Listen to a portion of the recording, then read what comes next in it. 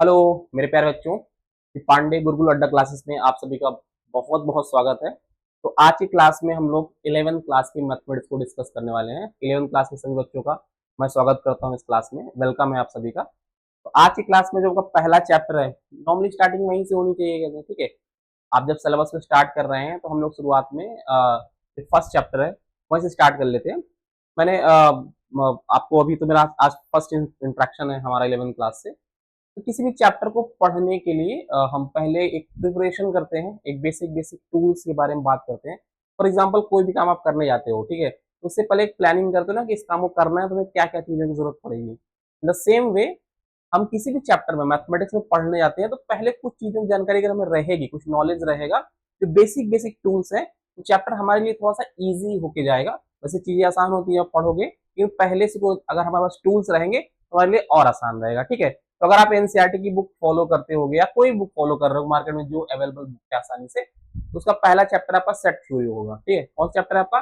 Set theory. तो हमारा class जो स्टार्ट हो रहा है आज सेट थ्योरी से ही हम लोग स्टार्ट कर रहे हैं। तो आज की क्लास में स्टार्ट करेंगे आपका पहला चैप्टर मैथमेटिक्स का।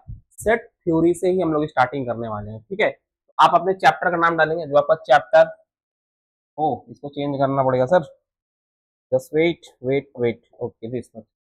आपका जो चैप्टर है इसका नेमिंग है सेट थ्योरी, ओके। तो क्या बोलते हो आप? सेट थ्योरी के नाम से जानते हो, राइट।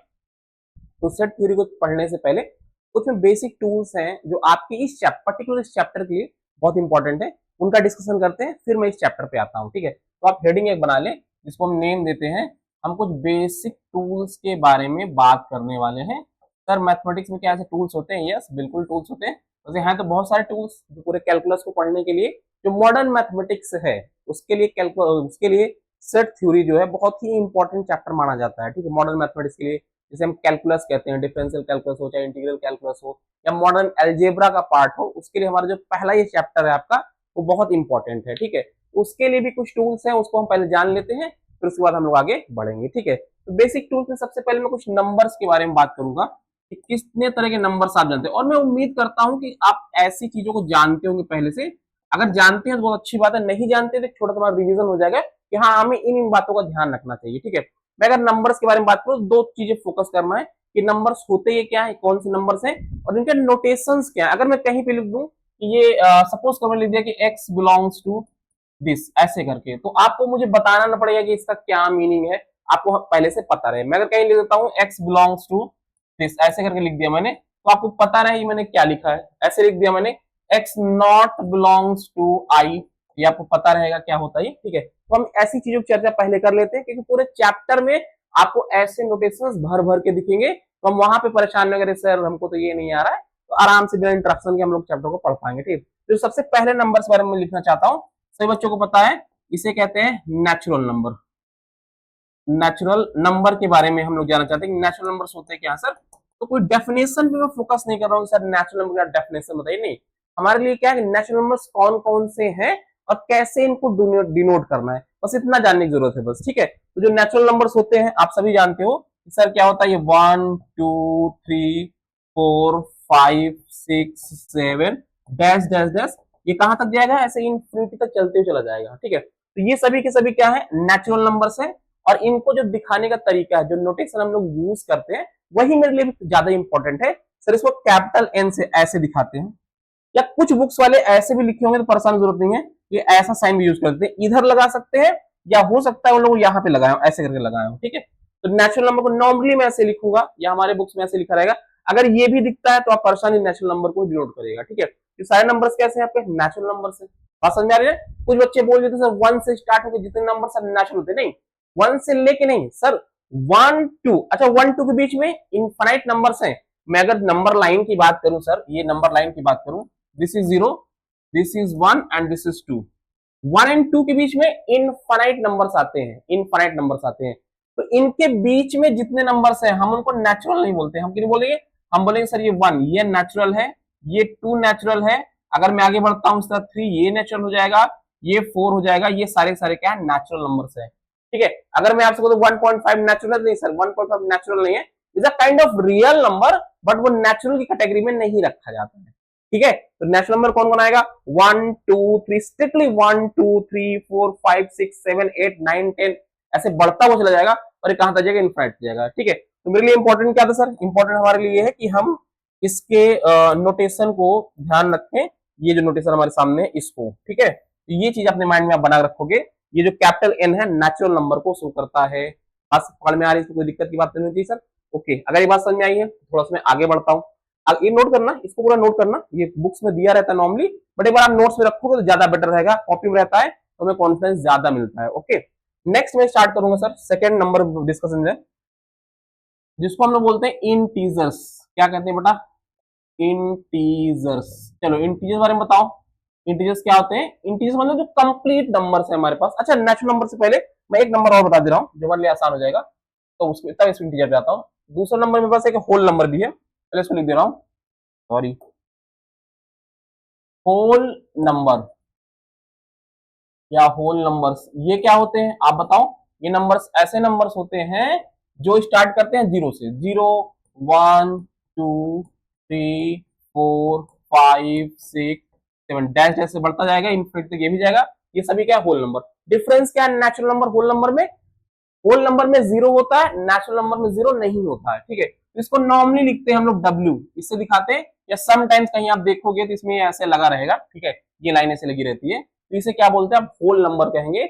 0 1 2 3 4 5 6 7 8 ऐसे करके जो होल नंबर की कैटेगरी में जाएगा, राइट रहेगा, इसमें कोई दिक्कत की बात नहीं है सर। ठीक है, एंड थर्ड पे आते हैं, ये इंटरेस्टिंग है, इसको इसके बारे में सब लोग जानते हैं, बट कुछ चीजें निकल के आएंगे जो आपको थोड़ा सा ध्यान रखनी चाहिए। वो क्या है, इंटीजर्स के बारे में हम जानेंगे। What is integers sir, integers क्या है। तो सबसे पहले आप लोगों ने जूनियर क्लासेस में 6th 7th 8th में ये लाइन तो जरूर सीखी होगी सर, ये लाइन, इसे क्या बोलते हो आप लोग। अभी मैं सोच रहा दिस इज नंबर लाइन, ये क्या है आपका नंबर लाइन, ये आपके पास क्या है, नंबर लाइन, राइट, ये नंबर लाइन है। हमने यहाँ पे डिसाइड किया कि रेफरेंस पॉइंट होगा हमारे पास, रेफरेंस पॉइंट होगा जिसको हमने कह दिया दिस इज 0, एक रेफरेंस पॉइंट बनाया और हमने कह दिया दिस इज 0। बेसिकली 0 क्या है, 0 ना तो डिस्टेंस लेफ्ट मेजर किया गया ना ही राइट मेजर किया, 0 जो रेफरेंस पॉइंट। मैं 0 की वाली डेफिनेशन में नहीं जा रहा हूं ना सर, वो बता दीजिए जो आर्यभट्ट ने बताया था, नहीं, हमारे अभी जो बेसिक बात में है कि 0 मेरे लिए क्या है, रेफरेंस पॉइंट है। ठीक है, रेफरेंस पॉइंट का मतलब क्या होता है, ऐसा एक पॉइंट जहां से हम मेजरमेंट को शुरू करते हैं। जैसे मैं आपसे कहूं अपने बॉडी का मेजरमेंट बताओ कि आपकी लंबाई क्या है, तो आप क्या करोगे, या तो सर से नापोगे पैर तक जाओगे, या पैर से मेजरमेंट करोगे सर तक आओगे। तो जहां से आपने मेजरमेंट स्टार्ट किया है वही आपका क्या हो जाएगा सर, रेफरेंस पॉइंट हो जाएगा। तो बेसिकली 0 यहाँ पे रेफरेंस पॉइंट है। दो डायरेक्शन आपको दिखती हैं, एक लेफ्ट एंड दूसरा राइट। तो मैथमेटिशियंस जो हमारे थे, जो साइंटिस्ट मैथमेटिशियंस हैं, उन्होंने कहा कि आप जब राइट साइड में चलोगे तो उसको हम साइन क्या देंगे, पॉजिटिव का साइन देंगे, एंड जो लेफ्ट साइड चलोगे तो उसका साइन क्या देंगे, नेगेटिव देंगे। देखो मैं एक बात आपसे सिंपल बता रहा हूं, जैसे यहां से हमने किया सर, ये डिवाइड कर दिया, ये कुछ लेंथ हमने इक्वल पार्ट में डिवाइड की, तो ये कलर यार बीच में छोड़ देता है, बड़ी समस्या है। ये हमने डिवाइड किया इसको ऐसे करके। सिमिलरली यही काम इधर भी किया है, ऐसे ऐसे ऐसे हमने इधर भी डिवाइड किया है, राइट। इनका नेमिंग करते हैं तो ये 1 लिखते हैं, 2 लिखते हैं, 3 लिखते हैं, 4 लिखते हैं और ऐसे 5 लिखते हैं। और इधर जो हम नेमिंग करते हैं तो इसको भी हम लिखते हैं 1 2 3 4 ऐसे करके लिखते हैं। लेकिन एक डिफरेंस आता है, हम यहाँ पे माइनस का साइन लगाते चलते हैं, -1 -2 -3 एंड -4, माइनस साइन लगाते हैं। क्यों लगाते हैं माइनस साइन, माइनस साइन सिर्फ और सिर्फ इतना शो कर रहा है कि मेजरमेंट लेफ्ट साइड लिया गया है 0 के, ठीक है, और ये राइट साइड लिया गया है। तो ये जितने भी नंबर्स हैं ये सभी सभी क्या है, कंप्लीट हैं, क्या है, कंप्लीट हैं। जैसे मैं देखता हूं इसके बीच में, अच्छा मैं बोलूंगा आपसे इतना नॉलेज अब सबको होगा, ये लिखता हूं इसके बीच में कहूं 0.5 आएगा, आप बोलोगे यस सर 0.5 आएगा, एक कंप्लीट है नहीं, दिस इज फ्रैक्शन, इसे क्या बोलते हैं आप लोग, फ्रैक्शन कहोगे।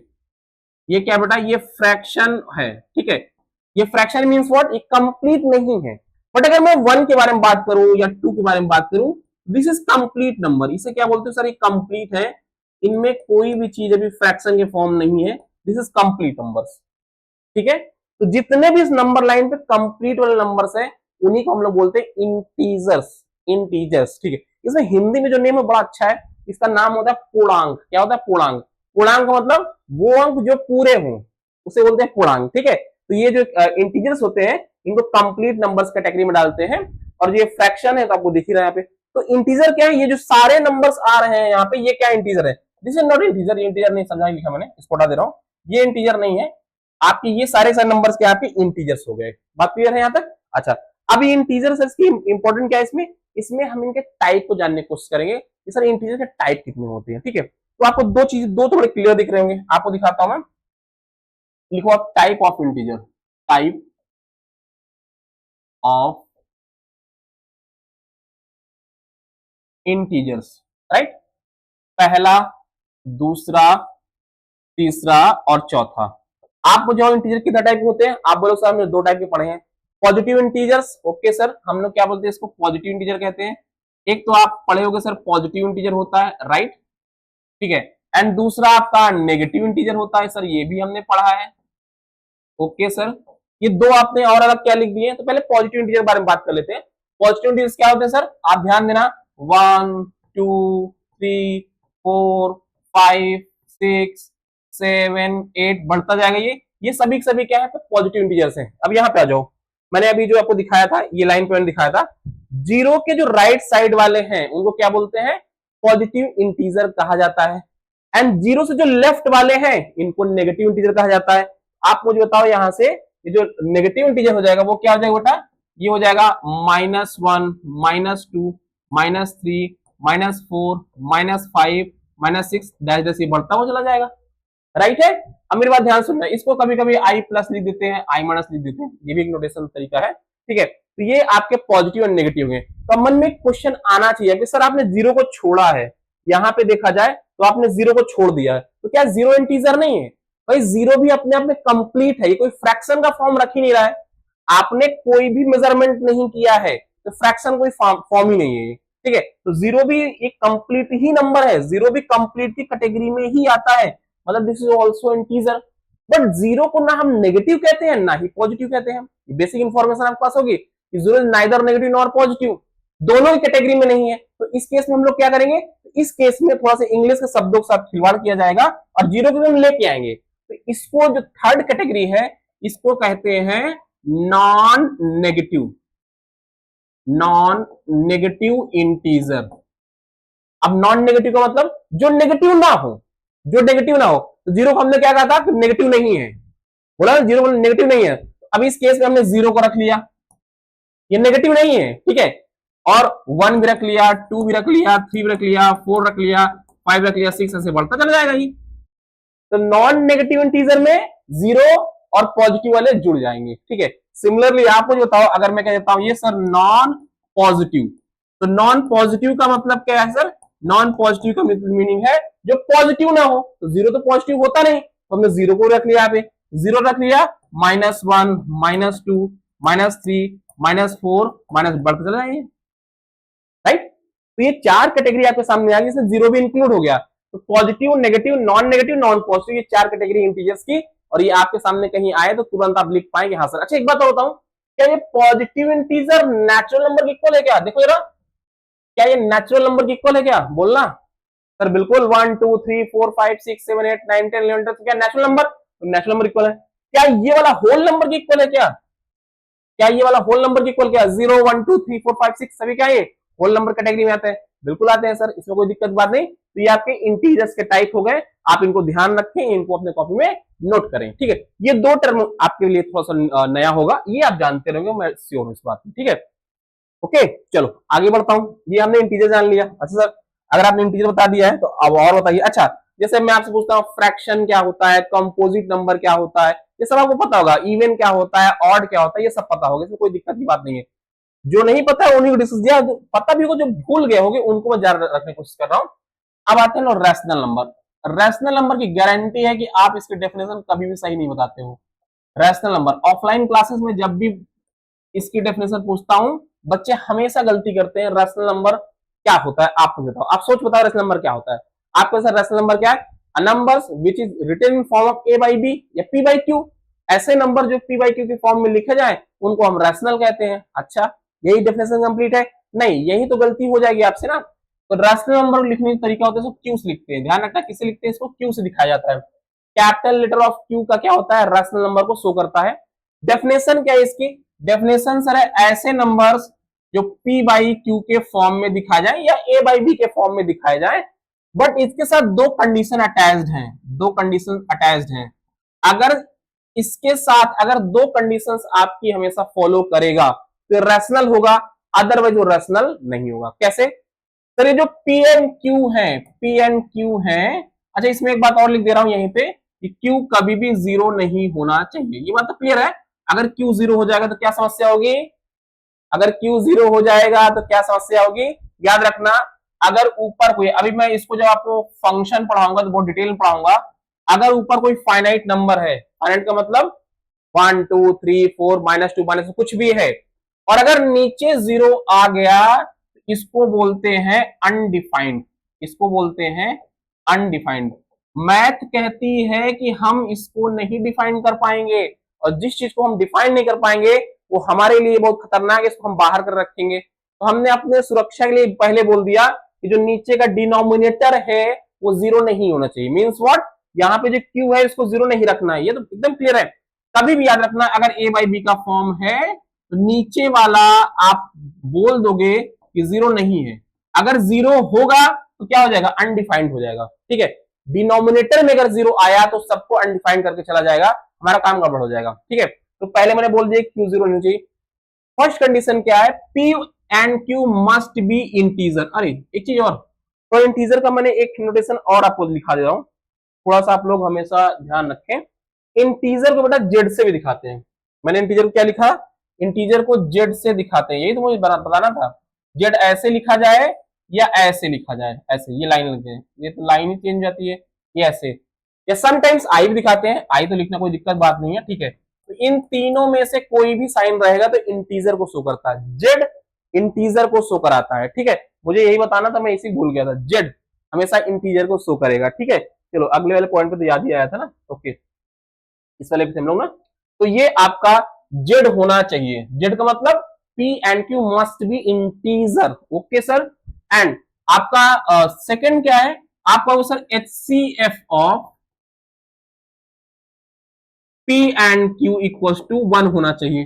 P और Q का जो HCF होना चाहिए वो 1 होना चाहिए, मतलब ये को प्राइम होने चाहिए आपके कहते हैं। ठीक है, तो HCF of P and Q क्या होना चाहिए? आपका 1 होना चाहिए। एंड थर्ड कंडीशन कुछ लोग कह देते हैं कि इनका ये जो फॉर्म होनी चाहिए वो रिकरिंग डेसिमल के फॉर्म में होनी चाहिए, नॉन रिकरिंग नहीं होनी चाहिए, मतलब ये बार बार आती रहे। ठीक है, बस ये दो बातें आप ध्यान रखो। ऐसे नंबर्स जो P बाई Q के फॉर्म में लिखे जाए, Q जिनका जीरो ना हो, एंड फर्स्ट कंडीशन आपका P and Q must be integer, and HCF of P and Q always 1 होना चाहिए। अगर ऐसा है तो इसे क्या बोलेंगे आप? Prime number, sorry prime number इसको कहेंगे, रेशनल नंबर इसको आप हमेशा कहेंगे। बात क्लियर है? अच्छा, कुछ एग्जांपल्स दिखाते हैं सर, एग्जांपल दिखा देते हैं कि क्या होता है। जैसे मैं कहता हूं 1/3, क्या ये रैशनल है? 1/3 क्या ये रैशनल है? या 2/3 क्या ये रैशनल है? या 5/3 क्या ये रैशनल है? क्या 4/6 ये रैशनल है? क्या 6/7 ये रैशनल है? चेक कर लो, सभी के सभी रैशनल्स हैं। कैसे रैशनल है सर? आप देखो कंडीशन क्या है, पहले तो क्यू किसी का जीरो नहीं है सर, ओके जीरो नहीं है, एंड पी एंड क्यू का जो फॉर्म है वो मेंटेन है हमारा। और यहां पे देखो ये क्या है बेटा? ये आपका P है, this is P and this is Q। P and Q क्या इंटीजर है? 1 भी इंटीजर है और 3 भी इंटीजर है, और इन दोनों का HCF निकालोगे तो कितना आएगा? हमेशा 1 ही आएगा। इनका जो हाईएस्ट कॉमन फैक्टर होना चाहिए वो 1 ही तो है। देखो, अरे ये समझ पा रहे हो ना, ये 1 into 1 लिख दोगे, इसको 3 into 1, दोनों में कॉमन क्या है? 1, ये HCF है इसका, तो इनका HCF भी क्या है? 1, इसका मतलब ये क्या प्राइम। अच्छा सर यहाँ पे आ जाओ, यहाँ देख लो, 5 के बारे में बात कर लेते हैं। तो P एंड Q आपके इंटीजर्स हैं, ओके सर, इन दोनों का HCF, दोनों का HCF 5 into 1 एंड 3 into 1, देखो एक ही कॉमन फैक्टर है 1, मतलब को प्राइम भी है। अच्छा सर यहाँ पे क्या? अच्छा यहाँ पे तो आप फंस गए सर, यहाँ गड़बड़ है क्या? गड़बड़ नहीं है, बेसिकली ये क्या है? ये 2/3 है, पहले इसको 2/3 ऐसे लिख लेंगे। ठीक है, अब देखो P और Q का फॉर्म है और ये 2/3 का ही फॉर्म आ गया है, इसको मतलब ये भी क्या है? आपका रैशनल है, दोनों का HCF कितना है सर? 1 है, तो ये सभी के सभी क्या है? आपके रैशनल नंबर्स हो गए। रैशनल नंबर बेसिकली वो नंबर्स होते हैं जो P बाई Q के फॉर्म में लिखे जाएंगे, P एंड Q इंटीजर्स होंगे, एंड दोनों का HCF हमेशा 1 आना चाहिए, वो क्या हो जाएगा सर? रैशनल हो जाएगा। तो रैशनल अगर है तो उसका मतलब कुछ और ऐसे नंबर्स हैं जो हमारे माइंड में है। अच्छा सर, ये रैशनल को क्यों से दिखाएंगे? दूसरा नंबर क्या है? अब दूसरे नंबर बात करते हैं, सर अब दूसरा हो जाएगा इर्रेशनल, इर्रेशनल नंबर, इसको लिखते हैं ऐसे क्यू सी, या इसको क्यू नॉट बोलते हैं, अब ये क्यू जीरो भी कह देते हैं, क्यू सी या क्यू नॉट इसको बोलते हैं, ध्यान रखना क्यू नॉट बोल देते हैं या इर्रेशनल नंबर इसको आप बोल देंगे। क्लियर है, ये ब्रैकेट लिखाता हूं मतलब ये इंपॉर्टेंट बात है, इसको ब्रैकेट में कर दिया, ये नोटेशन का पार्ट नहीं है। इर्रेशनल का मतलब, रैशनल का मतलब क्यू, इर्रेशनल मतलब क्यू सी, कॉम्प्लीमेंट्री बोलते हैं इसको, क्या बोलेंगे आप हमेशा, ये क्यू नॉट का वर्ड यूज कर सकते हैं इसके फॉर्म में, राइट है। तो ये दो बातें क्लियर है। अब सर रैशनल नंबर्स क्या, इर्रेशनल्स क्या होते हैं, जो नंबर रैशनल नहीं है वो ऑलवेज इर्रेशनल हो गए। बस मैं एक लाइन लिख दे रहा हूं, नंबर्स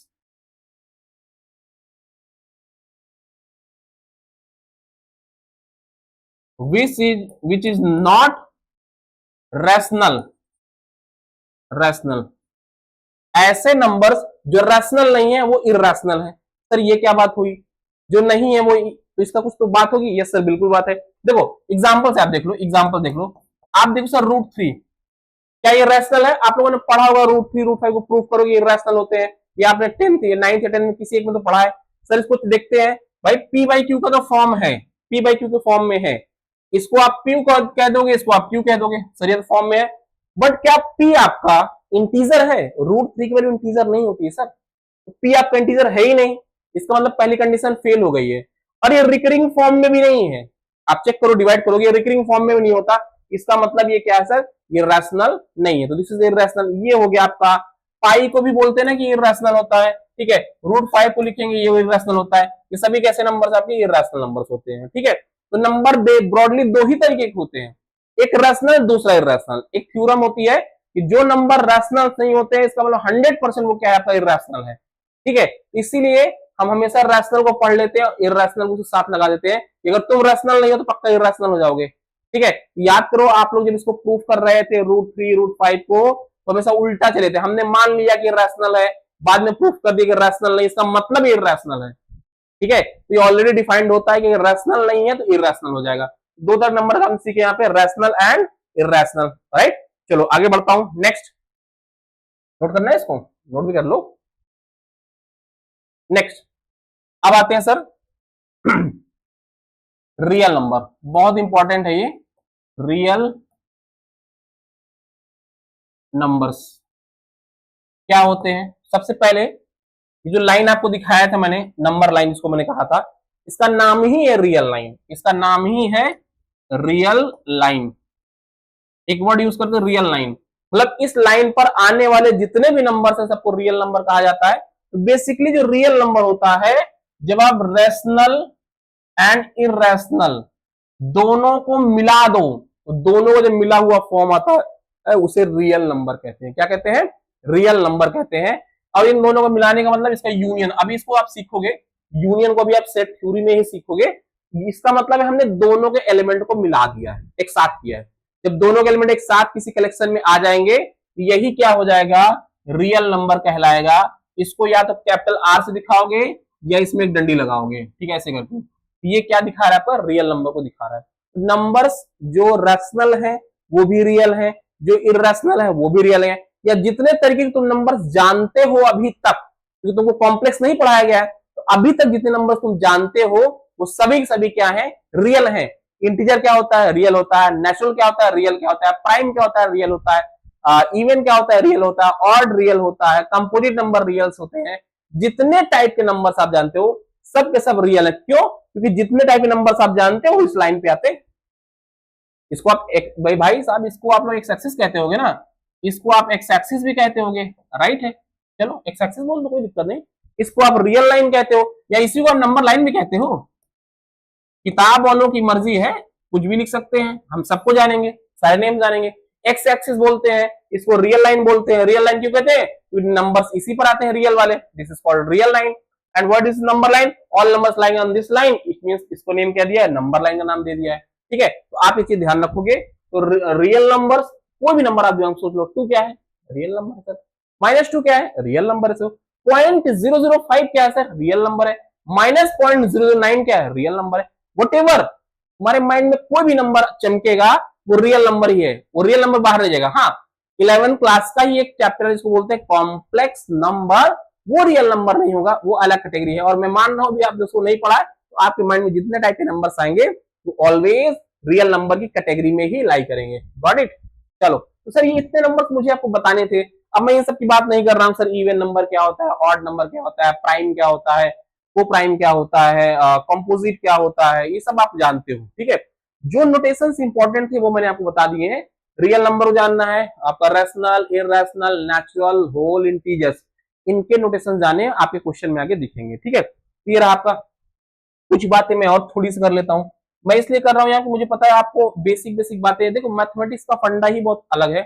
मैथमेटिक्स का किसी भी सब्जेक्ट का फंडा यही है कि अगर उसके बेसिक्स पॉइंट्स को आपने क्लियर कर दिया तो वो बड़ी बड़ी प्रॉब्लम्स आसान हो जाती हैं। जिस किसी भी चीज को सॉल्व करने के लिए छोटे छोटे पार्ट्स में उसको डिवाइड कर लिया हमने, बेसिक बेसिक बातों को हमने पकड़ लिया, तो बड़ी प्रॉब्लम सॉल्व हो जाएगी। तो मैथ्स में भी ऐसे है कि छोटी छोटी चीजों अगर आप माइंड में रखते हो तो क्वेश्चंस टैकल करने में हमें आसानी होती है, या कोई भी सब्जेक्ट की बात यही है, ठीक है। तो कुछ बातें मैं और आपको बताता हूँ, ठीक है।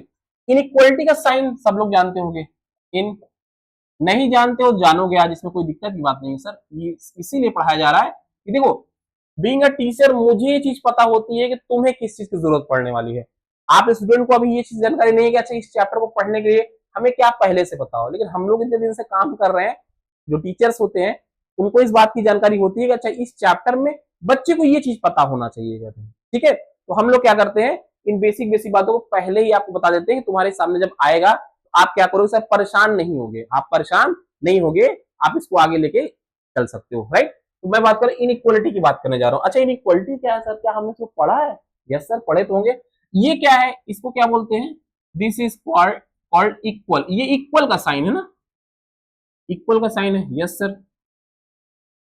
कहीं आपने ऐसे साइंस देखे हैं क्या, ये वाला साइन, ये वाला साइन, या ऐसा वाला साइन, या ऐसा वाला साइन देखा है क्या?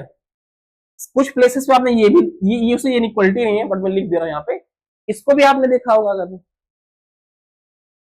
ठीक है। तो ये जो मेरे पास कलेक्शन है इनका, ये वाला, ये इसको बोलते हैं साइन ऑफ इनइक्वालिटी। क्या कहते हैं बेटा इसको? इसको कहा जाता है साइन ऑफ इनइक्वालिटी। मीनिंग क्या है कि करके समझे हम लोग साइन ऑफ इनइक्वालिटी, इसका मीनिंग क्या है कि करके समझेंगे, इसको कैसे यूज करते हैं, क्या इसका मीनिंग होता है, इसको समझने की कोशिश कर रहा हूं। साइन ऑफ इनइक्वालिटी को कहा जाता है। इन चारों को आप कहीं नहीं जानते होंगे। जैसे मैंने कह दिया कि जैसे आपको मुझे बताना, आप घर में आप दो भाई हो, ठीक है, और फर्श पे खड़े हो, एक की हाइट कुछ ऐसी है सर, एक की हाइट देखो ये है, एक भाई इतना बड़ा है और एक भाई इतना बड़ा है। अब हाइट के हिसाब से बताओ इनमें से कौन सा साइन आना चाहिए। मैं अगर देखता हूं तो हाइट में ये क्या है, इसका नाम रख दे रहे हैं, भाई साहब ए है और ये भाई साहब बी है। हाइट में ये भाई साहब क्या है, 6 फीटे हैं, और ये क्या है आपके 5 फीट वाले हैं। तो बड़ा कौन है सर? बड़ा ये तो ये वाला हो गया, छोटा ये है। साइन कौन सा लगेगा सर? साइन इसमें से आप बताना पड़ेगा। इसमें से दो साइन लग सकते हैं, दो साइन लग सकते हैं, दो में से आप बताओ मुझे कौन साइन लगाओगे, ठीक है। आप कहोगे सर अगर हम बड़े के रेस्पेक्ट में अगर हम बात करें तो हम लोग क्या करेंगे, इस साइन को लगाएंगे, ये दिखा सकते हैं, ऐसे लिख सकते हैं। इसका मतलब है कि A is greater than B, A is greater than B. इसको बोलते हैं, अगर ये कुछ ऐसे लिखते चलना, ध्यान रखना। अब मान लो इसको ऐसे लिखा मैंने, ऐसे, अरे यार ये कलर क्यों चेंज कर दे रहा है, ये मुझे थोड़ा सा इरिटेट कर रहा है। ये बोर्ड मेरी परीक्षा ले रहा है, ठीक है। यहां लिख दिया मैंने ए इज ग्रेटर देन बी, ऐसे लिख दिया। भाई ये साइन का मतलब है जिसके तरफ ओपनिंग होगी वो बड़ा होगा। इसका मतलब होता है, इसको लिखना, इसको ऐसे लिखना पूरा, ए इज ग्रेटर देन बी, इसका ये मीनिंग है। अच्छा आप अगर ये कह सकते हो कि ए जो है बी से बड़ा है, तो आप ये भी कह सकते हो सर जब बी है वो ए से छोटा है, ये भी कह सकता है। जब आपको इसने कहा कि सर बी जो है वो ए से छोटा है, इस सिचुएशन में आप ये साइन लगा सकते हो। सॉरी सॉरी सॉरी, कुछ गलती हो रहा है, एक मिनट रुकना होगा।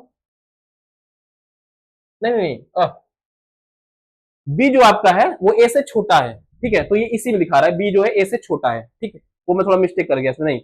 अच्छा, अब अगर हम लोग बात करें, अगर इस वाले साइन के बारे में बात करें, सपोज करो कुछ ऐसी कंडीशन होती, अब जो है कुछ ऐसा हो जाता, अब जो है सिचुएशन ऐसी हो जाती, यहाँ पे ध्यान रखना, ऐसे हो जाता कुछ इस तरीके से,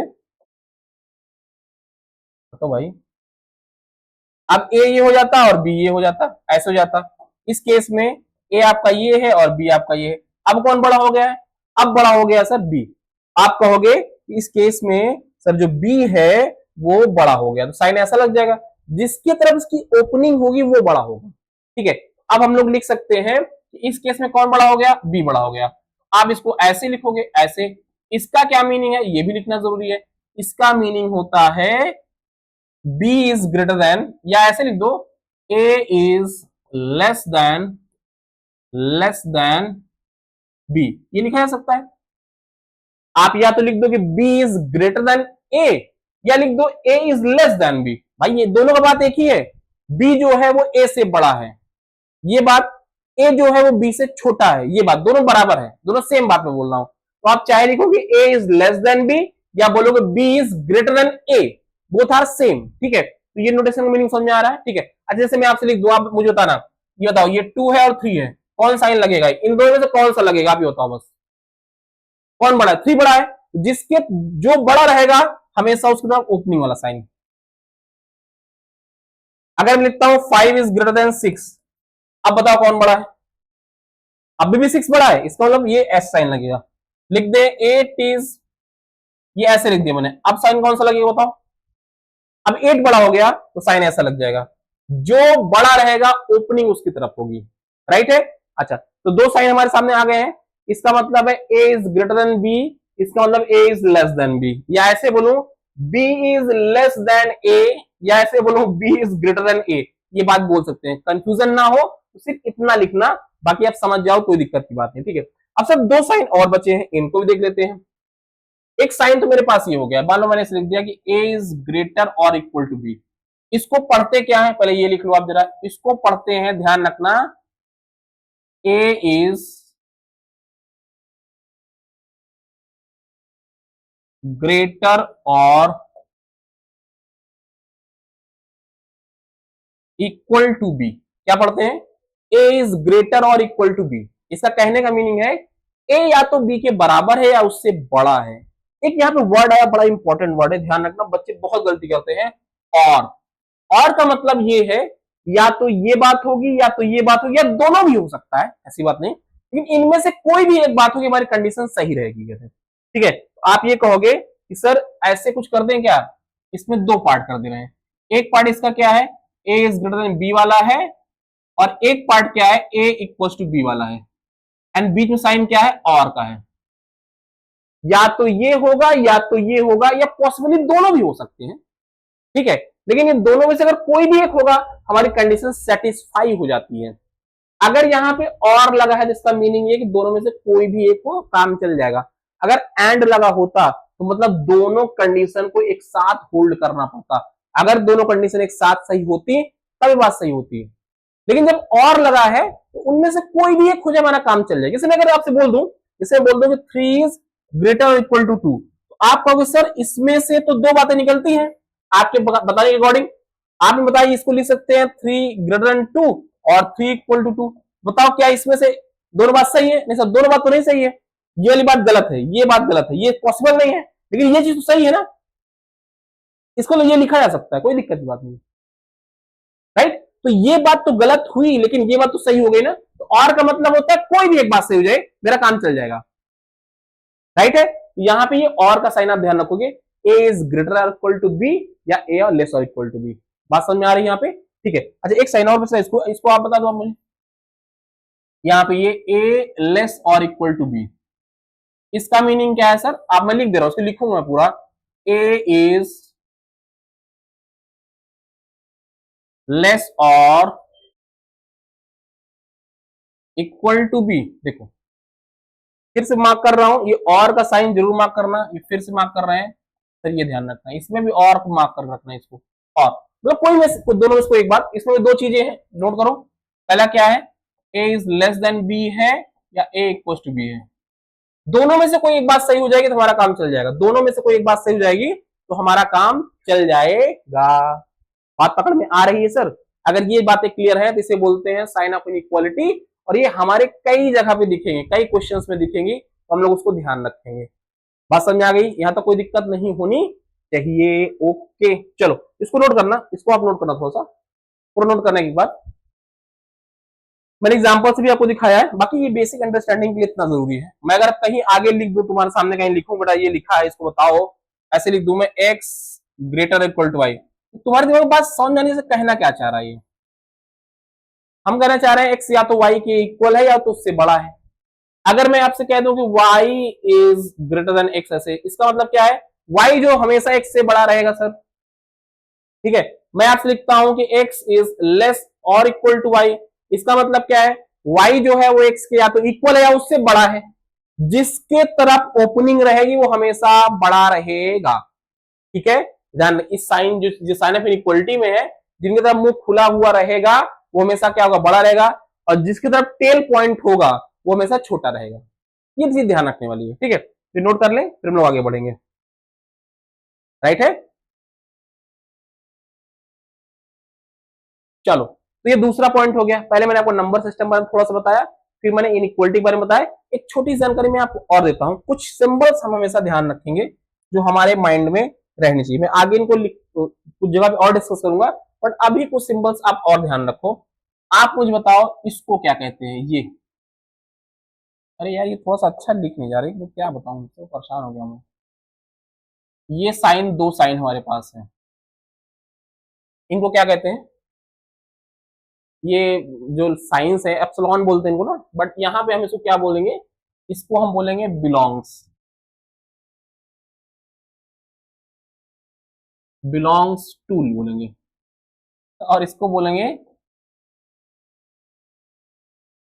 नॉट बिलोंग्स, या टू लगा दो कोई दिक्कत नहीं, नॉट बिलोंग्स, ठीक है। अब बिलोंग एंड नॉट बिलोंग का क्या मतलब है सर? ये भी आप समझ लो। जैसे मैं आपसे कहूं, बताना मुझे, वन है, वन, इरिटेट कर दिया एकदम यार, one belongs to natural number, क्या ये बात सही है? बिलोंग्स का मतलब है कि अगर मैं आपसे कह दूं आप अपनी फैमिली को बिलोंग करते हो, आपका नाम अगर एक्स है, आपका नाम अगर एक्स है और आपकी फैमिली का नाम कैपिटल एफ है, तो मैं लिखूंगा x belongs to capital F. Belongs मतलब आप उससे बिलोंग करते हो, आप उसमें हो। तो क्या ये सही बात है, one belongs to capital N? क्या वन नेचुरल नंबर है? बिल्कुल सही है सर, ये बात बिल्कुल सही, कोई दिक्कत, वन नेचुरल नंबर होता है, राइट। मैं आपसे लिख रहा हूं कि -3 not belongs to capital W, बताओ क्या ये बात सही है? क्या ये बात सही है? नॉट बिलोंग का मतलब आप उस फैमिली से बिलोंग नहीं करते हो, तो ये क्या सर सही बात सही है? -3 का डब्ल्यू बिलोंग करता है, याद करो होल नंबर, याद करो ये क्या होल नंबर, नेचुरल नंबर। क्या -3 होल नंबर को बिलोंग करता है? नहीं सर, मतलब ये बात भी सही है। अच्छा, मैं ऐसे लिखूं, क्या बात सही बताना, √3 बिलोंग्स टू क्यू, क्या ये बात सही है? बताओ, कमेंट करके तुरंत बताओ क्या ये बात सही है? √3 बिलोंग्स टू क्यू, क्या ये बात सही है? कमेंट करके आप बताना है, बोलिए, बोलो यार, दिस इज राइट और रॉन्ग? बिल्कुल सही है। तो सही है? नहीं, दिस इज नॉट बिलोंग, या ये गलत है। अगर इसको सही करना होता तो ये नॉट बिलोंग। भाई √3 जो होता है वो रैशनल नहीं होता, वो इरेशनल होता है, ठीक है। तो आप अगर इसको लिखना तो ऐसे लिख सकते हो, √3 not not belongs to Q, ऐसे लिख सकते हो। या ऐसे लिखा जा सकता था, ये बात ऐसे लिख सकते हैं हम लोग, जो √3 है वो बिलोंग्स टू क्यूसी, क्यूसी, √3 क्या होता है? वो क्यूसी को बिलोंग करता है, राइट है। तो इसका मतलब है ये बिलोंग एंड नॉट बिलोंग का मतलब समझ आ गया। बिलोंग का मतलब जो उससे बिलोंग करे, नॉट बिलोंग का मतलब बिलोंग ना करे, लिटरल मीनिंग यही है। मैंने एग्जांपल्स भी आपको समझा दिया है, ये बातें आपके पकड़ में होनी चाहिए, राइट। इसमें कोई दिक्कत की बात नहीं है, यहाँ तो कोई समस्या नहीं है। एक बहुत इंपॉर्टेंट टॉपिक है मेरे पास जो डिस्कस करना चाह रहा हूँ, उसको पढ़ लो तो मजा आ जाएगा, ठीक है। तो हम लोग चैप्टर को बहुत आसानी से पढ़ेंगे और मजेदार से पढ़ेंगे, राइट। चलो नेक्स्ट आप रीडिंग डालोगे, मैंने दो चीजें डिस्कस किए, नंबर एंड दूसरा आपका ये जो इनइक्वालिटी डिस्कस कर दिया। नेक्स्ट आपका इंटरवल्स, ये बड़ा इंपॉर्टेंट टर्म है यार, इंटरवल्स। और ध्यान रखना ये ऐसा टॉपिक है जो पूरे मैथमेटिक्स में चलेगा, 12th या 12th के आगे तक जाता रहेगा। कुछ भी आप पढ़ोगे इंटरवल्स आएंगे आएंगे। अच्छा कहीं भी तुम लोगों ने शायद अभी देखा हो ना देखा हो, कुछ ऐसे साइंस दिखते हैं क्या, ऐसे लिखा हो कहीं दिखता है क्या, कहीं ये ब्रैकेट लगा होता है तो कहीं ऐसे लिखा होता है, या कहीं ऐसे लिखा होता है, या कहीं ऐसे लिखा होता है, ऐसे करके बोल। तो देखा कहीं सेट के चैप्टर में ही हमको मिलेगा, बट हम पहले से पढ़ लेना चाहते हैं इसको। इंटरवल का मतलब क्या होता है, पहले ये बात समझो। आप अपने स्कूल जाते हो, स्कूल में लंच ब्रेक होता है, अब उसको लंच ब्रेक का नाम बोलते हैं। हम लोग के टाइम में हम लोग इसको इंटरवल बोलते थे। इंटरवल का मतलब क्या था कि सपोज करो आपका इंटरवल आपके स्कूल में 11 AM से लेके 11:30 AM तक होता है। मान लो आप जो लंच ब्रेक आपका है वो 11 बजे से लेके 11:30 तक होता है। इसके बीच में कितना गैप है सर, इसके बीच में 30 मिनट का आपके पास इंटरवल मिला। 30 मिनट क्या हो गया, इंटरवल मिल गया। मतलब ये 30 मिनट का जो गैप है आपके पास, इसमें आपको खाना खाना है। कुछ बच्चे क्या करेंगे, तुरंत टिफिन निकालेंगे कुछ बच्चे तो होते हैं शुरुआत में जाते ही, हम लोग केस बहुत हुआ था, मॉर्निंग में जाते टिफिन पहले सफा, लंच ब्रेक तक काम में वेट ही नहीं करना था, ठीक है। कुछ बच्चे क्या करेंगे, जैसे इंटरवल हुआ तुरंत खाना शुरू कर देंगे। होते हैं ऐसे बच्चे, तुरंत तुरंत बेल बजी नहीं, ओपन किया, खा के फुर्सत बगल में खाना ले, इसलिए। कुछ बच्चे होंगे जाएंगे आराम से, हाथों धुलेंगे, क्लीनिंग करेंगे, हैंड क्लीनिंग करेंगे, उसके बाद आएंगे, मतलब वो लोग यहाँ स्टार्ट करेंगे।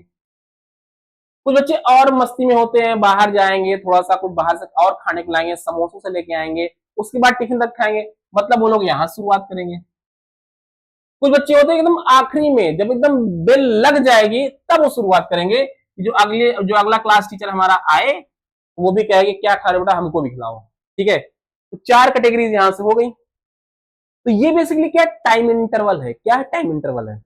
इन द सेम वे मैं अगर नंबर लाइन पे जाऊंगा, तो मुझे लेंथ का इंटरवल मिलेगा। कैसे, मान लो मेरे पास 2 नंबर्स हैं, कहां से मान लो मैं, चले तब ना ये, मान लो दो नंबर है मेरे पास, number A and number B. यार ये बहुत बहुत इरिटेट कर रहे हैं, नंबर एंड नंबर बी। तो इनके बीच में आप देखोगे ये जो लेंथ है, इनके बीच में जो ये लेंथ है, ये हमारा क्या हो जाएगा, इंटरवल हो जाएगा। क्या हो जाएगा, इंटरवल, इंटरवल हो जाएगा, ठीक है। अब मान लो मेरा कोई एक वेरिएबल एक्स है जो यहां पे आएगा, मेरा वेरिएबल कोई एक्स है जो यहां पे आएगा। मैं इस बात को ऐसे समझा रहा हूं, समझो। मान लो ये आपका क्लासरूम है, ये आपका क्लासरूम है, एंड जो सिटिंग अरेंजमेंट है कुछ ऐसा है। पहली सीट यहां पे लगी, यहां से आप एंटर करते हो, यहां से एंटर करोगे, पहली सीट यहां पे है, दूसरी यहां पे है, तीसरी, चौथी, पांचवी, छठवीं, ऐसी सीट लगी हुई है, ठीक है। अब आप एक्स हो और इस क्लासरूम में आप एंटर करोगे, जब यहां पे आप एंटर करोगे एक्स के फॉर्म में, आप पास चॉइसेस क्या क्या हो सकती हैं। हो सकता है आपकी पहले वाली सीट पे आप बैठ जाओ, जैसे एंटर किए पहली सीट बैठ जाओ आप, ये बात भी हो सकती है। हो सकता है आप लास्ट वाली सीट पे बैठो, भी हो सकता है। या हो सकता है पहले और दूसरे को छोड़ के आप बीच में किसी में बैठ जाओ। तो अब 3 चॉइस आपके पास दिखती है। पहला चॉइस क्या है, आप बोलोगे सर हम पहली सीट बैठेंगे, सेकंड चॉइस लास्ट में बैठेंगे, एंड थर्ड चॉइस हम इसके बीच बैठेंगे। तो जो एक्स आप हो, 3 चॉइस आपके पास है, वैसे ही जो एक्स वेरिएबल है, इसके पास भी 3 चॉइस है नंबर लेने की। ये कह सकता है सर मैं पहले ए को ही ले सकता हूं, ये कह सकता है सर मैं बी को ले सकता हूं, आखिरी वाले को, या इनके बीच में जितने नंबर्स आ रहे हैं उनमें से किसी भी एक को ले सकता हूं। इस बात को एग्जांपल देखना जरा। मान लो सर ये 1 है और ये 2 है, ये 1 है और ये 2 है, इनके बीच में इनफाइनाइट नंबर है। मैं बोल दूं 0.5 सर है इसी बीच में, 0.8 भी है सर, ऐसे 2 नंबर लिख दिए मैंने। कोई एक्स आया, कोई एक्स वेरिएबल है मेरा, इसको नंबर यहां से उठाने हैं। इसकी मर्जी क्या क्या हो सकती है, इसकी मर्जी हो सकती है कि सर हम 1 को ले लें, मैं एक्स मेरी वैल्यू 1 होगी, मैं बिल्कुल रोक नहीं पाऊंगा, हो सकती है भाई। ये सर मेरी वैल्यू 2 होगी, ये भी हो सकता है, 2 भी ले सकता है, कि हम सर 2 ले लेंगे, या ये कहते नहीं हम सर x की वैल्यू 0.5 रखेंगे अपनी, या तो पहला वाला रखेगा या तो लास्ट में रखेगा, या इसके बीच में आने वाला कोई भी नंबर रख सकता है। तो 3 सिचुएशन बन रही है, और 3 सिचुएशन के अकॉर्डिंग इंटरवल को हम 4 तरीकों में बांट देते हैं। सिचुएशन 3 बांटते 4 तरीके से। सबसे पहला क्या हो गया सर, इसको बोलते हैं क्लोज्ड इंटरवल। क्लोज्ड इंटरवल नाम के साथ साथ इसका नोटेशन बड़ा इंपॉर्टेंट है, क्लोज्ड इंटरवल बोलते हैं। क्लोज इंटरवल का मतलब क्या है? क्लोज इंटरवल का मतलब है कि सर जो x है वो a को भी ले सकता है, b को भी ले सकता है, या इसके बीच में किसी को भी ले सकता है, ऐसे समझना यहां पे। ये ध्यान रखना, बहुत काम चीज, बहुत ज्यादा जरूरी है, ध्यान रखना। ये आपका a हो गया, ये आपका b हो गया, जो x आएगा वो a को भी ले सकता है सर, ओके, a को भी ले सकता है, b को भी ले सकता है, या इसके बीच में कोई भी नंबर ले सकता है। अगर तीनों कंडीशन के लिए वो एलिजिबल है, उसे बोलते हैं क्लोज इंटरवल। तो इसका लिखने का तरीका क्या होता है? लिखने का तरीका होता है x बिलोंग्स, पहली चीज तो बिलोंग देखो आगे, यहाँ पे बिलोंग का मतलब x रहेगा तो इसी इंटरवल के अंदर, बाहर नहीं जाएगा इसके, तो बोलेंगे x belongs a comma b, मतलब x a कॉमा b के ही अंदर आएगा, लेकिन कंडीशन क्या है कि ये a को भी ले सकता है, तो ब्रैकेट लगाएंगे ये वाला, क्लोज ब्रैकेट लगाएंगे, b को भी ले सकता है तो ब्रैकेट लगाएंगे ये वाला, या इसके बीच में कोई ले, वैसे। जब ऐसी सिचुएशन होती है इसे बोलते हैं क्लोज इंटरवल। अभी 2 बात पे फोकस करो बस, इसका नोटेशन, ये भी इंपॉर्टेंट बात है यार, ये जो नोटेशन बना रहे ये भी अपने आप इंपॉर्टेंट है। इस सर्कल को क्लोज करके रखते हैं, तो इसका मतलब x जो आएगा वो a भी ले सकता है, b भी ले सकता है, या इसके बीच में कोई भी नंबर ले सकता है। तो लिखने का तरीका क्या है? अगर कहीं भी ये लिखा है, ये ब्रैकेट लगा, इसका मतलब है x की वैल्यू a भी हो सकती है, b भी हो सकती है, या इसके बीच में कोई भी वैल्यू हो सकती है। फॉर एग्जाम्पल, इसमें एग्जाम्पल लिखता हूं, उसको नोट करना। एग्जाम्पल लिखता हूं, मान लो मैंने लिख दिया x बिलोंग्स टू, ऐसे लिखा 2,3, मैंने ये लिख दिया कि x जो है 2,3 को बिलोंग करता है। कुछ बातें अब मेरी बात बताना, क्या x की वैल्यू 2 हो सकती है? बोलो। क्लोज का मतलब ही है ये पहले वाली वैल्यू को ले सकता है, हाँ सर सही है। क्या x की वैल्यू 3 हो सकती है?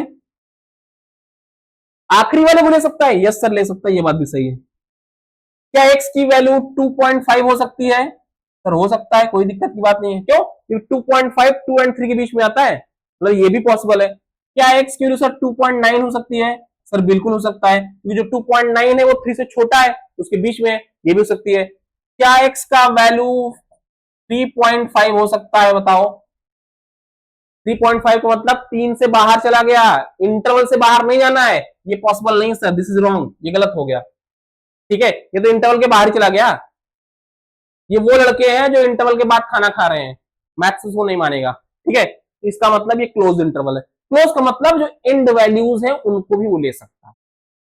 आपके पास फ्रीडम है कि आप पहली सीट पे बैठ सकते हो, आखिरी सीट पे बैठ सकते हो, इसे बोलते हैं क्लोज इंटरवल। ये बात क्लियर है? इसको नोट करना, विद एग्जांपल नोट करना, विद एग्जांपल। ठीक है, अब चीज आसान है, अगर ये समझ गए अब आगे आसान है। सेकंड जो होता है इसमें दूसरा, उसको बोलते हैं ओपन इंटरवल। ओपन इंटरवल, इसका क्या मीनिंग है सर? इसका मीनिंग सिंपल सा है कि जो वेरिएबल आएगा a एंड b, जो हमारा वेरिएबल x आएगा वो इंड वैल्यूज को नहीं लेगा। पहले वाले में इंड वैल्यू को ले रहा था, अब इंड वैल्यू को नहीं लेगा, मतलब ये ओपन रहेगा, ना तो a ले सकता है और ना ही b ले सकता है। सर फिर लेगा क्या? कुछ तो वैल्यू लेगा, इसका मतलब इसके बीच की कोई भी वैल्यू ले सकता है, इसके बीच की कोई वैल्यू ले सकता है। ठीक है, क्लोज में इंड वैल्यू को ले सकता था, यहां पर इंड वैल्यू को ना लेकर उसके बीच कोई वैल्यू लेगा। बात क्लियर? इसको लिखने का तरीका होता है x बिलोंग्स टू, इस केस में a और b में हम सर ये ब्रैकेट लगाते हैं, ये वाला ब्रैकेट, ये ब्रैकेट दिखाता है कि ये इंटरवल ओपन है। इसका मीनिंग क्या है कि x की जो वैल्यू है सर वो a नहीं हो सकती है और b नहीं हो सकती है। x की वैल्यू a नहीं होगी, b नहीं होगी, तो फिर होगी क्या? उसके बीच में कहीं होगी। इसको ऐसे लिख सकते हैं, इनइक्वालिटी की फॉर्म में दिखाना चाहिए, ये लिख सकते हैं। अच्छा एक बात और नोट करना सर, इसको आप ऐसा भी लिख के दिखाना, ये भी लिख सकते हैं, x की वैल्यू a नहीं होगी तो a से बड़ी होगी, b नहीं होगी तो b से छोटी होगी। तो ये लिखा जा सकता है। इस वाले में भी लिख लो यार, ये तो अच्छी बात मैंने यहाँ बता दी। इसमें इसको ऐसे भी लिखो, ये इंपॉर्टेंट है, ध्यान रखना। एक्स की वैल्यू ए से लेके बी के बीच में होगी, या तो उसके इक्वल होगा या उसके बड़ा, ऐसे लिखो, ऐसे लिख सकते हो आप। एक्स या तो ए होगा या ए से बड़ा होगा, एक्स या तो बी होगा या बी से छोटा होगा। ये नोटेशन भी क्लोज में लिख लो, और ये ओपन में तो मैंने दिखाई दिया इसको यहाँ पे, ठीक है। एक्स की वैल्यू ए ना होके ए से बड़ी रहेगी, बी ना होके बी से छोटी रहेगी। तो ओपन क्लोज में अंतर समझाया। क्लोज में एंड वैल्यूज को ले सकते हैं, ओपन में एंड वैल्यूज को नहीं लेंगे। अब एग्जांपल दिखाता हूं आपको। अगर मैंने क्या लिख दिया सर, x बिलोंग्स टू 2,3, अभी ब्रैकेट पहचान में आ रहा है। इस ब्रैकेट का मतलब ओपन है। ओपन का मतलब ये है, क्या x वैल्यू से 2 हो सकती है, बोलना। क्या x वैल्यू 3 हो सकती है, बोलना। क्या ये पॉसिबल है? नहीं, हमें एंड वैल्यू नहीं लेना है। ये ब्रैकेट कह रहा है कि एंड वैल्यू नहीं लेना है, इसको मतलब इसको काट दो, ये नहीं ले सकते। ले क्या सकते, आप ले लो, ये देखो 2.5 ले लो, 2.9 ले लो, ऐसे करके, सॉरी 2.9 लो, एक्स वैल्यू 2.1 ले लो, ये सारी पॉसिबल है। बट ये पॉसिबल नहीं है, एंड वैल्यू पॉसिबल नहीं है इस केस में। एक्स की वैल्यू 2 नहीं हो सकती, 3 हो सकती। इस कैसे पता चला? इस ब्रैकेट से पता चला है हमें, इसीलिए इसको ओपन कहते हैं। ओपन है। कुछ साइंस और यूज होते हैं इसमें, ये भी यूज करते हैं। कभी कभी नंबर लाइन भी ऐसे लिखते हैं, ऐसे एरोस दिखा देते हैं। कभी कभी इसको ऐसे भी दिखाते हैं, ये छोटा सा ऐसे करके ऐसे बना देते हैं, ऐसे ये रहता है। तो तीनों से कोई भी एक बना रहेगा तो मतलब ये ओपन है। नंबर लाइन पे ये ब्रैकेट ओपन दिखाता है, यहाँ क्लोज इक्वलिटी की साइन नहीं रहेगी, ये ओपन हो गया। ओपन क्लोज में अंतर समझ आ गया है। क्लोज में इंड वैल्यूज को लेंगे, ओपन में इंड वैल्यू को नहीं लेंगे, उसके बीच में लेंगे, बस इतना डिफरेंस है। ये दूसरा कैटेगरी हो गया इसका सर। ओके, नेक्स्ट पे आता हूं। अब बस नेक्स्ट बहुत क्लियर है, इसको बोलेंगे आप, थर्ड हो जाएगा सेमी ओपन, और एक को बोल दो सेमी क्लोज। सेमी क्लोज हो गया, क्लियर। अच्छा हाँ, एक चीज और, मतलब आप परेशान ना हो ना, कहीं भी दिख जाएगा तो आप परेशान हो जाओगे। ये भी कहीं कहीं ऐसा लिखा रहेगा, ए बी में जो ब्रैकेट क्लोज था उसको ओपन कर देंगे, ऐसा ऐसा ब्रैकेट लगा देंगे, ऐसा। ये तो दूर कर दूं क्या इसको मैं आप कंफ्यूज करोगे ना, बगल में लिख दिया, नहीं समझ आ रहा। कैसे? एक्स जो ब्रैकेट वहां क्लोज था, कह उसको ऐसे ओपन कर देते, ऐसे उल्टा कर देते हैं। ये भी ओपन का साइन है, ये भी ओपन का साइन है। कहीं किताब में देखिए तो आप तड़पो ना कि सर ये क्या है, हमको पता नहीं, इसलिए मैंने इसको ऐसा लिख दिया, ठीक है। ये भी चलो, नेक्स्ट आ जाओ यहां सर। सेमी ओपन का मतलब है, अब बताना, मान लो ये ए है और ये बी है, मैं जब साइन लगा रहा हूं तो ध्यान देना, मैंने कहा यहां पर ये साइन लगेगा, मैं कह रहा हूं यहां पे ये साइन होगा और यहां पे ये होगा। इसका मतलब क्या है? पहले एंड पर ओपन है और दूसरे पे क्लोज हो गया है, मतलब ए नहीं ले सकता है, बी ले सकता है, या उसकी बीच वैल्यू लेगा। आप कहोगे सर इसका मतलब आपको समझ में आने लगा है कि x belongs to A comma B. अब याद करो, क्लोज पे कौन सा ब्रैकेट? ये वाला ब्रैकेट। ओपन पे कौन सा ब्रैकेट? सर ये वाला ब्रैकेट। कहानी क्लियर। इसका मतलब कुछ ऐसे लिख सकते हैं कि जो एक एक्स की वैल्यू होगी हमेशा ए से बड़ी होगी, ए के बराबर इक्वल नहीं होगी, बट एक्स की वैल्यू बी से छोटा रह गया, उसकी इक्वल भी हो सकता है। ध्यान दो, बी पर क्लोज है मतलब उसके इक्वल हो सकता है। एग्जाम्पल से बात समझ जाओ आप, एग्जाम्पल से कहीं लिख दू मैं, एक्स बिलोंग्स टू 2,3, ऐसे लिख दिया मैंने। इसका मतलब क्या है? क्या एक्स की वैल्यू 2 हो सकती है? बोलो, क्या एक्स वैल्यू 2 हो सकता है? नहीं, क्योंकि यहाँ पे ओपन है, मतलब ये नहीं हो सकता, ये पॉसिबल नहीं है। क्या एक्स की वैल्यू 3 हो सकता है? यस सर, बिल्कुल हो सकता है, क्योंकि यहाँ पे क्लोज है, हो सकता है। क्या एक्स की वैल्यू 2.5 हो सकता है? अरे बीच वाला तो कुछ भी हो सकता है, तो कोई दिक्कत नहीं, ये बात भी सही है। सेमी ओपन हो गई, ठीक है। आधा खुला है या ऐसे ही आधा बंद, देख लो आप। ये क्या हो जाएगा इसमें सर? पहले ए और बी, बस थोड़ा सा उल्टा कर दोगे, यहाँ पे पहले क्लोज कर दो, बाद वाले को ओपन कर दो। इसका मतलब है x belongs to A comma B. अब ब्रैकेट आपने से लगाओ, आप लोग ब्रैकेट आपने से लगाओ कॉपी में, कौन सा ब्रैकेट लगेगा? ए पर, बोलो। ब्रैकेट आपने बनाया तो ए पर जो ब्रैकेट आएगा सर वो क्लोज रहेगा ऐसे, और यहां पर रहेगा ओपन। बस कहानी क्लियर है। इनइक्वलिटी के फॉर्म में लिख दो सर, ये हो जाएगा आपका ए कुछ इस तरीके से और इस तरीके से, यहां देख लो ऐसे करके, ठीक है। एग्जाम्पल अपने से बनाओ, एग्जाम्पल मैं आप नहीं लिखने वाला हूं। तो ये इंटरवल के 4 टाइप थे, यहाँ पे 4 टाइप्स हैं जो हमें बहुत इंपॉर्टेंट तरीके से रोल प्ले करेंगे हमारे चैप्टर्स में। चाहे वो आपका पहला चैप्टर सेट एंड थ्योरी हो, चाहे वो रिलेशन एंड फंक्शंस हो, कुछ भी हो, सब में सर हमारे काम आएगा। ठीक है, आगे तो ये आज की क्लास थी सर, इसमें मैंने आपको पहले बेसिक बेसिक टूल्स आपसे डिस्कस किए हैं। ये पता रहेगा तो चैप्टर पढ़ने में मजा आएगा, मजा आएगा। ठीक है, तो ये आपको क्लियर है, आई होप इसमें कोई दिक्कत नहीं होगी। इसका प्रॉपर आप नोट्स बनाए, कुछ चीजें ऐसी होती हैं जो बोर्ड पे लिखी होती है, वो किताबों में नहीं मिलेंगे आपको। ठीक है, तो याद रखना कि आप हमेशा अपनी क्लास की नोट्स प्रिपेयर करें। मैं कुछ क्वेश्चंस मैं भी आपको आगे बताऊंगा कि एक अलग से इंपॉर्टेंट नोट आप बनाओ, जिसमें कुछ इंपॉर्टेंट आपके टॉपिक्स रहेंगे, बहुत इंपॉर्टेंट है, इंपॉर्टेंट क्वेश्चंस है, उनका कलेक्शन आपको बनाना चाहिए। आप अपनी नोट्स जरूर प्रिपेयर करें। हाँ, इनमें से यहाँ तक डिस्कशन में जो बातें आपको नहीं समझ में आई होंगी, आप मुझे कमेंट में लिख देना। कमेंट पढ़ने के बाद हम उसको अगली क्लास में भी डिस्कस करेंगे कि आपको प्रॉब्लम आपकी सॉल्व करते हैं। तो वीडियो देखें तो आप उसमें कमेंट करके बताएं सर इस पॉइंट पे मुझे चीजें क्लियर नहीं है, या कुछ कंफ्यूजन है, उसको आप लिख सकते हो कमेंट में। तो कमेंट बॉक्स में, क्योंकि अभी अभी हमारा माध्यम जो मीडियम है यूट्यूब है, यूट्यूब पे जो है बेसिकली आप कमेंट में ही एक ऐसा ऑप्शन होता है जहां पे मुझे बता सकते हो कहाँ पे प्रॉब्लम है। ठीक है, तो आप उसको क्या करेंगे सर, आप बोलोगे तो उसको अगली क्लास में एड्रेस किया जाएगा अपनी प्रॉब्लम्स को। तो अगली क्लास जब देखें उसमें आपको सॉल्व हो जाएगा। ठीक है, तो आज की क्लास को यहीं रखते हैं। अगली क्लास में जस्ट स्टार्ट होगा हमारा set theory with definition start करेंगे। आज ये बेसिक टूल्स आप रिवाइज करके आओगे। मिलते हैं नेक्स्ट क्लास में, तब तक के लिए टाटा एंड बाय बाय।